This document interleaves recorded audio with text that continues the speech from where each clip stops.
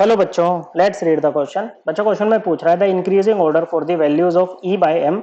ई क्या है? चार्ज है और एम क्या है? मास है। ओके इज तो इंक्रीजिंग ऑर्डर में बताना है बच्चों कौन सा दे रखा है इनका। आपके पास में कौन कौन से पार्टिकल्स हैं? इलेक्ट्रॉन, प्रोटॉन, न्यूट्रॉन और अल्फा पार्टिकल है बच्चों।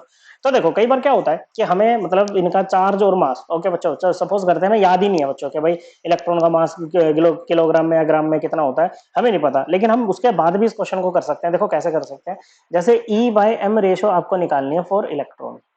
अब बच्चों इलेक्ट्रॉन की अगर बात करें तो इलेक्ट्रॉन पे 1 यूनिट का नेगेटिव चार्ज होता है बच्चों, तो 1 यूनिट का नेगेटिव चार्ज। और जब हम देखो बच्चों अपने एटम की बात करते हैं, ओके बच्चों क्या बात करते हैं, क्योंकि हमें एब्सोल्यूट वैल्यू तो चाहिए नहीं बच्चों, हमें तो कंपैरिजन करना है यहाँ पर। तो जब हम अपने एक एटम की बात करते हैं, ये न्यूक्लियस है, न्यूक्लियस में प्रोटॉन्स की वजह से पॉजिटिव चार्ज है बच्चों, मान लो ये इलेक्ट्रॉन है। अब हम क्या कहते हैं बच्चों, हम ये कहते हैं ना कि जो आपके एटम का पूरा मास है वो कहाँ पर कंसंट्रेटेड होता है बच्चों? वो कंसंट्रेटेड होता है पूरा का पूरा आपके यहाँ पर, ये बच्चों ये जो है इसमें न्यूक्लियस में। किसमें बच्चों? न्यूक्लियस में।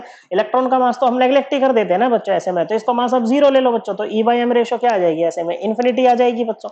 ओके क्या आ जाएगी? इन्फिनिटी आ जाएगी। फिर वहीं अगर बात करें E by M for proton, okay बच्चों किसके लिए? प्रोटॉन के लिए बात करें तो प्रोटॉन पे 1 यूनिट का पॉजिटिव चार्ज होता है बच्चों।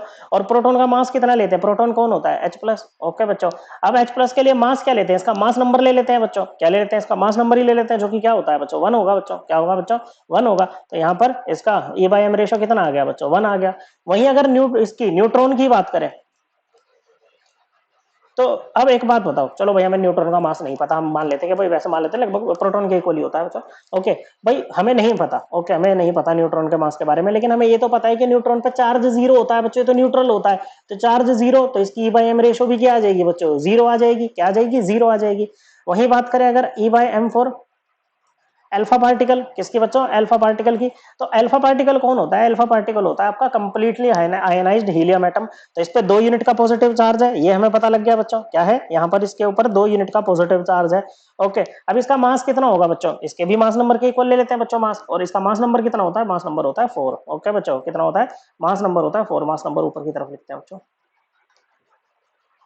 ओके मास नंबर क्या होता है? Number of neutrons plus number of protons. Okay बच्चों, तो ये आपका आ जाएगा 4। कितना आ जाएगा? 1/2।